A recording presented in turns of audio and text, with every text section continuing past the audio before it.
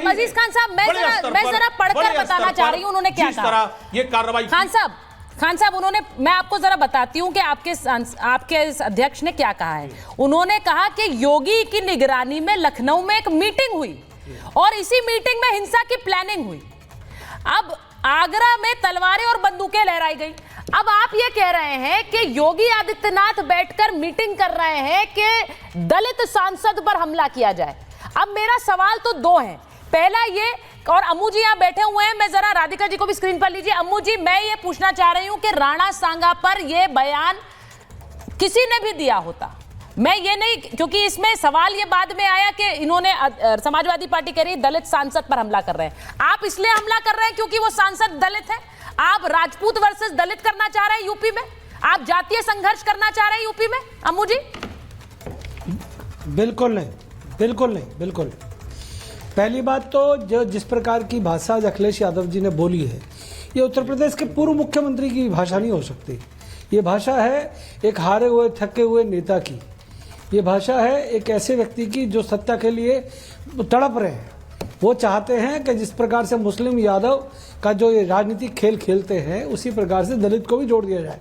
परंतु मैं आपको स्पष्ट बता दूं, ना हम योगी सेना है, ना हम मोदी सेना है, ना किसी और की सेना है। और जिस प्रकार की बात कर रहे हैं कि रात को बैठ के हुई, भैया हम कठपुतली नहीं है किसी के हाथ की। हम लोगों का गौरवशाली इतिहास है। जिस महापुरुष के खिलाफ टिप्पणी की गई, आंदोलन करने का, विरोध करने का अधिकार हमको भी अजीत साहब उतना ही है जितना आपको है।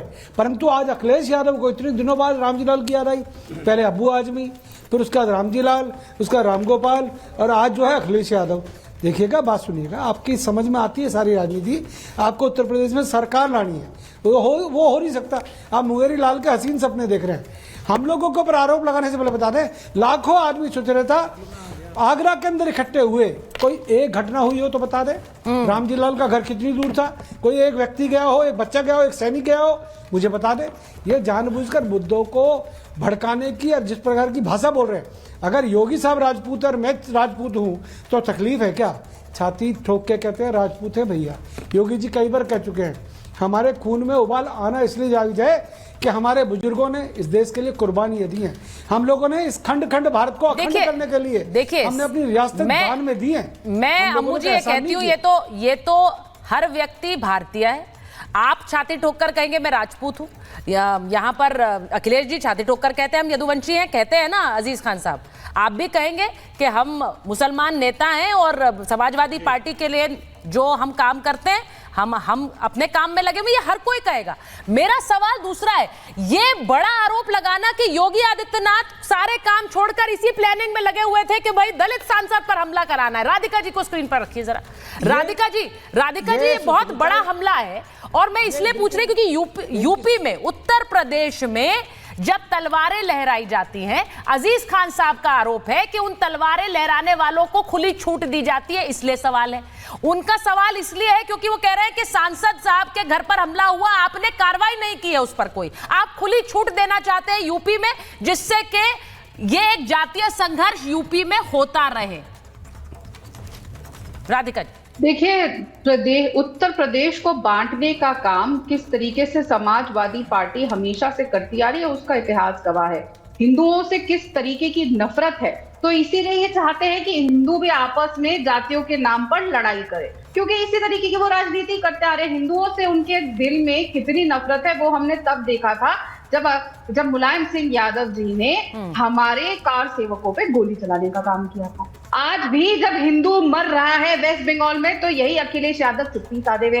कहीं पर भी हिंदुओं पे हमला होगा ये चुप्पी साध लेंगे, लेकिन बांटने की बारी आएगी या हम हिंदू के हमारे गौरव को, राणा संघा जी को अपमानित करना हो, तब ये लोग सब बोलेंगे। अपमान करना हो, हिंदू धर्म को खत्म करना हो, जातियों में बांटना हो, तो ये सब बोलेंगे।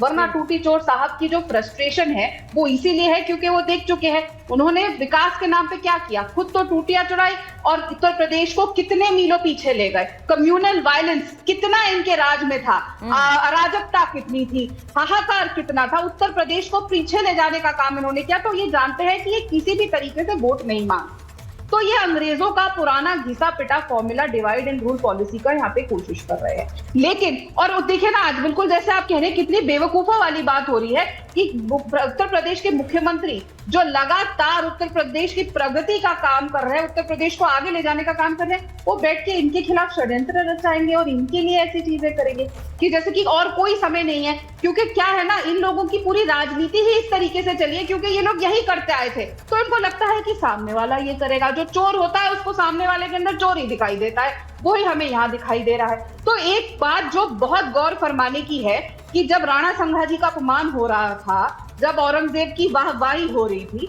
तब औरंगजेब के साथ इनके सारे के सारे प्रवक्ता खड़े थे। और मुझे याद है आप ही के शो पे मैं बैठी थी और इनके एक प्रवक्ता थे जो चिल्ला चिल्ला के बोल रहे थे उस वक्त कि अभी तो औरंगजेब देखो और भी आएंगे और भी मुगलों की हम वाहवाही करेंगे। बहुत साफ तौर से वो आप ही के शो पे ये बात कह रहे। नहीं राधिका जी जो देखिए, मैं एक चीज पूछ रही हूँ, यहाँ दुष्यंत जी भी आ गए हैं।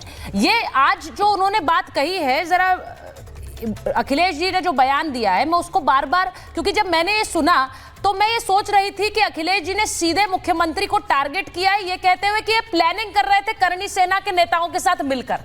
अब करणी सेना के नेताओं के साथ मिलकर मुख्यमंत्री एक बैठक कर रहे हैं, कह रहे हैं देखिए दलित सांसद को अटैक करिए, उनके घर पर अटैक करिए।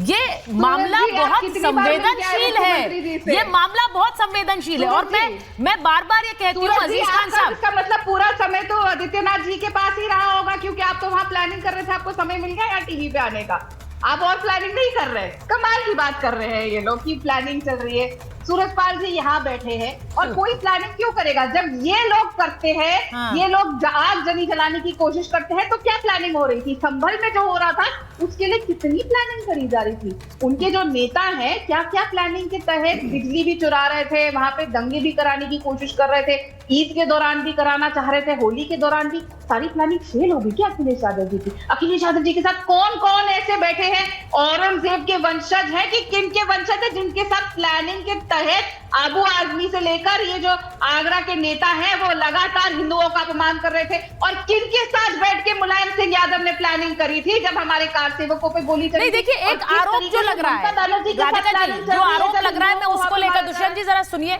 आरोप जो लग रहा है, क्योंकि अजीज खान साहब यहाँ बैठे हुए हैं। अजीज साहब, जो आरोप ये लग रहा है आपके नेता पर दुष्यंत जी, वो ये कि एक जातीय संघर्ष, योगी आदित्यनाथ ने पलटवार किया, उन्होंने कहा जातीय संघर्ष ये चाहते हैं, इसीलिए ये बार बार बता रहे हैं सांसद दलित हैं, हमला करने वाले राजपूत हैं। सांसद दलित हैं, दलित सांसद को टारगेट किया और देखिए राजपूतों को खुली छूट दे दी। ये संघर्ष यूपी में कराने की कोशिश है, बार बार जाति का कार्ड खेलकर। दुष्यंत जी, देखिए समाज को, देश को प्रगति के लिए रास्ते पे ले जाना है, जातियों में बांटने की प्रयास किसी को नहीं करना चाहिए। अभी विगत वर्ष जिन्होंने इंजीनियरिंग की अपनी शिक्षा पूरी की, उनमें से 80% ऐसे युवा है जिनको रोजगार नहीं मिला। निश्चित रूप से आदरणीय रामजीलाल सुमन जी ने जो भाषा का प्रयोग किया वो उचित नहीं है। ये जो शब्दों का प्रयोग उन्होंने राणा सांगा जी के लिए किया वो उचित नहीं है। लेकिन जो मुख्य मुद्दा है, जिस मुद्दे पे बात आज होनी चाहिए, वो मुद्दा है कि 11 साल से आज आपकी केंद्र में सरकार है, 8 वर्ष से आपकी राज्य में सरकार है।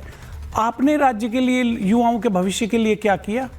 अभी भारतीय जनता पार्टी के प्रवक्ता की भाषा शैली देख लीजिए, उन्होंने फिर टोटी चोरी करी बोल दिया, जबकि उसके ऊपर भास्कर का इतना बड़ा खुलासा आया है कि वो एक झूठा और एक जहरीला कैंपेन था, वो भारतीय जनता पार्टी के ही इशारे पे कराया गया है। तो देश को बांटने का काम तो बीजेपी कर रही है। युवाओं को नौकरी आप दे नहीं पा रहे हैं, कोई विजन आपके पास है नहीं, भाई को भाई से लड़ाने का काम कर रहे हैं।